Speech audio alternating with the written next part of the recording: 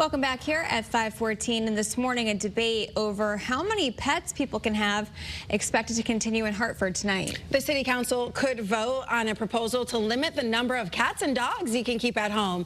Your reporter Sierra Jordan is live at City Hall explaining what pet owners need to know. So Sierra, what's behind this proposed change?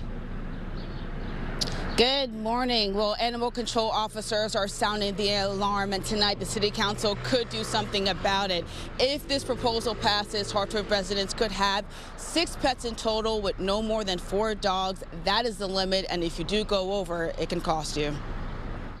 Too many dogs in Hartford are not vaccinated, spayed, or neutered, and some have even gotten loose and turned aggressive. And that is why lawmakers are pushing for change. Hartford is not the first city to face this. Last year in Watertown, officers found 50 dogs and cats in a single home. Watertown already limits residents at 6 pets. If Hartford follows, kennels, shelters, rescues, and vet offices will be all exempt. Foster families get up to 90 days, and newborn litters under 12 weeks would not count. Some residents want the ordinance to include grandfather provisions and assistance for spaying and neutering pets.